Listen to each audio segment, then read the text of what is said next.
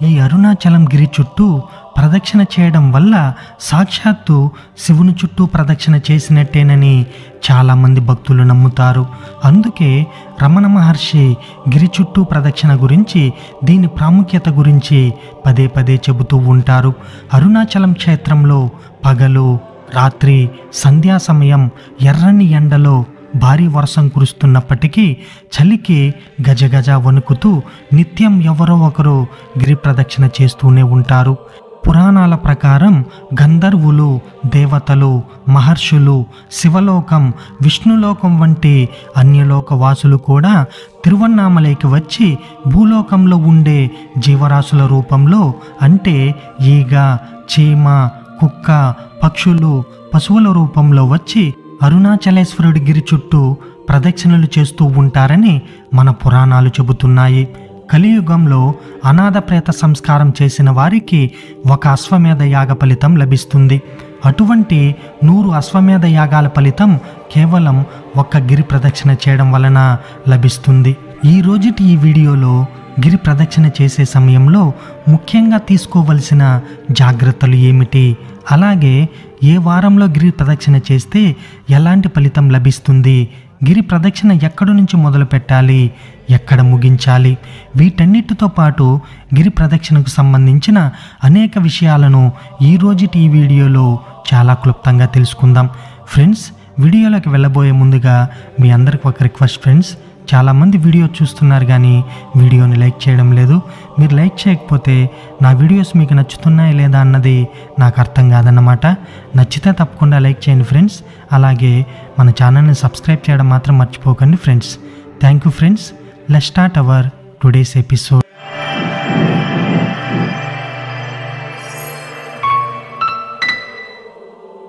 ముఖ్యంగా పౌర్ణమి రోజున అరుణాచల గిరి ప్రదక్షిణ చేసేందుకు ఎక్కువ మంది భక్తులు ఆసక్తి చూపిస్తారు. అయితే ఏ రోజు ప్రదక్షిణలు చేస్తే ఎలాంటి ఫలితం దక్కుతుందో ఇప్పుడు తెలుసుకుందాం. పంచభూత లింగాలలో ఒకటి అరుణాచలంలోని అగ్నిలింగం. ప్రపంచంలోనే అత్యంత మహిమ కలిగిన పుణ్యక్షేత్రాలలో తిరువన్నామలై ఒకటి. దీనినే అరుణాచలం అని కూడా పిలుస్తారు. ఇక్కడ ప్రతి పౌర్ణమి రోజున అరుణాచల గిరి ప్రదక్షిణ చేస్తే 7 జన్మల పాపాలు తొలగిపోతాయని భక్తులు నమ్ముతారు. సోమవారం రోజున గిరి ప్రదక్షిణలు చేయడం వల్ల జనన మరణ బాధల నుంచి బయటపడతారు. అదేవిధంగా మంగళవారం రోజున గిరి ప్రదక్షిణ చేయడం వల్ల అప్పుల బాధలు తొలగిపోతాయి. బుధవారం రోజు ప్రదక్షిణలు చేయడం వల్ల మహాపండితులవుతారు. గురువారం ప్రదక్షిణలు చేయడం వల్ల కారణజన్ములవుతారని చెబుతుంటారు. అలాగే శుక్రవారం రోజు గిరి ప్రదక్షిణ చేయడం వల్ల ఆ పరమేశ్వరుని ఆశీస్సులతో సకల సంపదలు దక్కుతాయి. శనివారం ప్రదక్షిణ చేయడం వల్ల మానసిక ప్రశాంతత, శారీరక సమస్యలు, బాధలు తొలగిపోతాయి. ఇప్పుడు అరుణాచల గిరి ప్రదక్షిణ చేసేటప్పుడు ముఖ్యంగా పాటించాల్సిన కొన్ని నియమాలను ఇప్పుడు తెలుసుకుందాం. అరుణాచల గిరి ప్రదక్షిణ చేయడం అంటే శివుడి చుట్టూ ప్రదక్షిణ చేసినంత పుణ్యంగా భక్తులు నమ్ముతారు.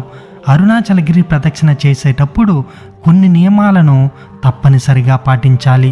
అప్పుడే మీరు చేసే కార్యం తప్పకుండా నెరవేరుతుంది. అలాగే పుణ్యఫలం లభిస్తుంది. గిరి ప్రదక్షిణలు చేసేటప్పుడు చెప్పులు లేకుండా నడవాలి.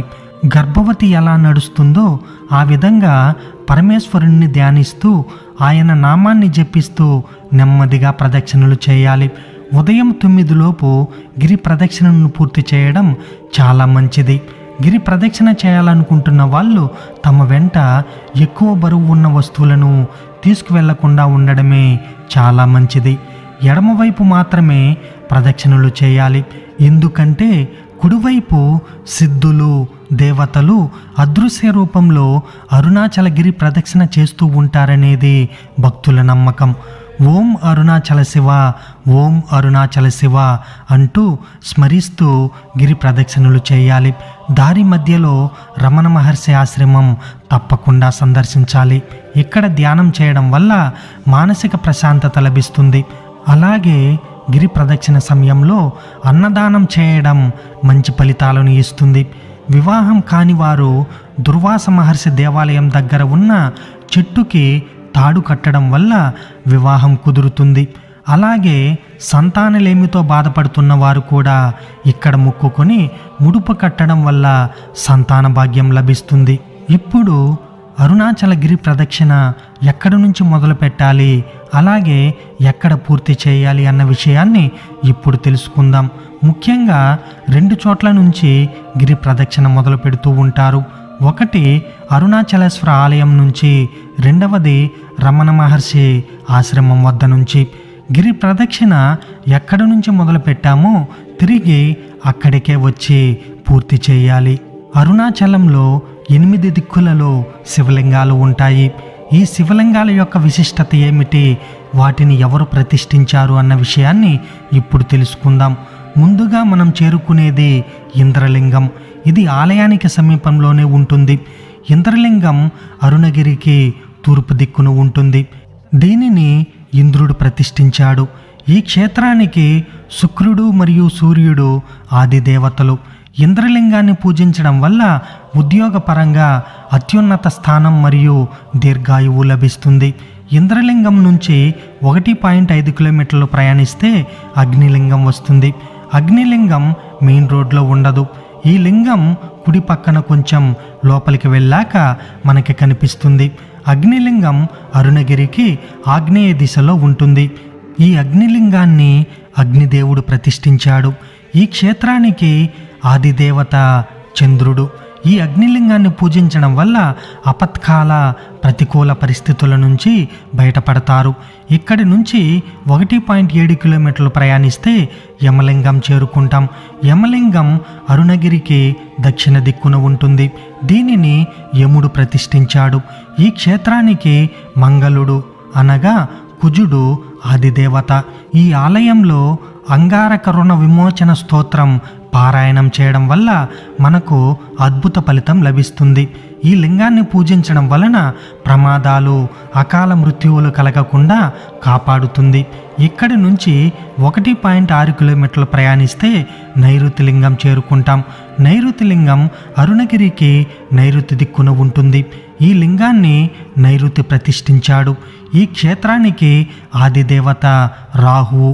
ఈ నైరుతి లింగాన్ని పూజించడం వలన రాక్షస, పితాజ, దుష్ట మరియు గ్రహ బాధలన్నీ పోతాయి. అలాగే అద్భుతమైన కీర్తి వస్తుంది. ఇక్కడి నుంచి కొంచెం ముందుకు వెళ్ళగానే ఎదిర్నేర్ అన్నామలై ఆలయం వస్తుంది. ఈ ఆలయం అరుణగిరికి సరిగ్గా వెనుక భాగం వైపు ఉంటుంది. ఈ ఆలయం యొక్క ప్రాముఖ్యత ఏమిటనగా తమిళ ఉగాది రోజున తొలి సూర్యకిరణాలు నేరుగా శివలింగం మీద పడతాయి. సూర్యలింగం అష్టలింగాలలోని లింగం కాదు. దీనిని సూర్య భగవానుడు ప్రతిష్ఠించారు.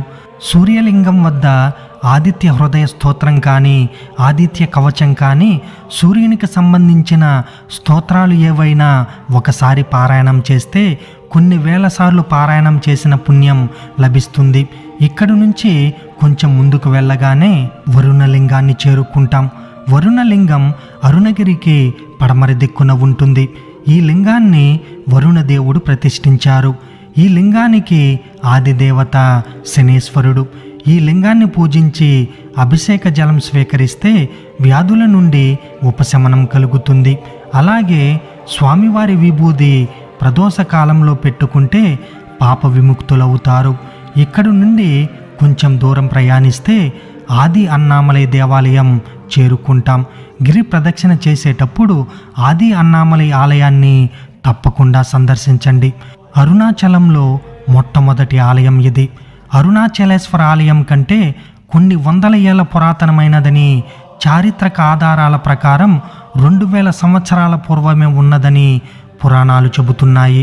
ఈ ఆలయాన్ని సాక్షాత్తు బ్రహ్మదేవుడు ప్రతిష్ఠించాడు.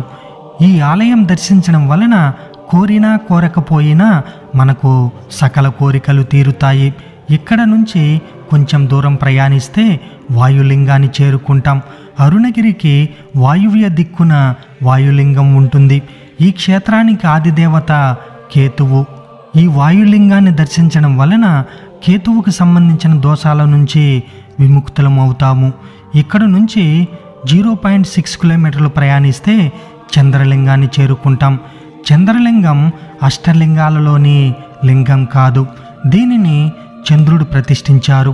చంద్రలింగాన్ని దర్శించడం వలన మానసిక స్థిరత్వం మరియు ప్రశాంతత లభిస్తుంది.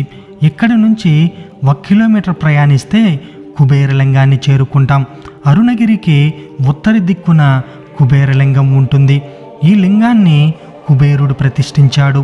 ఈ క్షేత్రానికి అధినేత బృహస్పతి. ఈ లింగాన్ని దర్శించడం వలన భోగభాగ్యాలు, సిరి సంపదలు కలుగుతాయి. ఇక్కడి నుంచి 1.8 కిలోమీటర్లు ప్రయాణిస్తే అరుణగిరికి ఈశాన్య దిక్కున ఈశాన్య లింగం ఉంటుంది. ఈ లింగాన్ని ఈశాన్యుడు ప్రతిష్ఠించాడు. ఈ క్షేత్రానికి ఆదిదేవత బుధుడు. ఈ లింగం దర్శించడం వలన సంసారం, ఉద్యోగం, వ్యాపారంలో ఏమైనా సమస్యలు వస్తే తప్పకుండా తొలగిపోతాయి. ఈశాన్య లింగానికి వెళ్ళే మార్గంలో మోక్ష మార్గం ఉంటుంది. ఈ మోక్ష మార్గ ప్రవేశం చేయడం వలన మన కర్మలను తొలగించి జన్మలను నాశనం చేస్తుంది, అనగా మోక్షం లభిస్తుంది అని అర్థం. ఇక్కడి నుంచి 1 కిలోమీటర్ ప్రయాణిస్తే అరుణాచలేశ్వర ఆలయం చేరుకుంటాం. ఇంతటితో గిరి ప్రదక్షిణ పూర్తవుతుంది.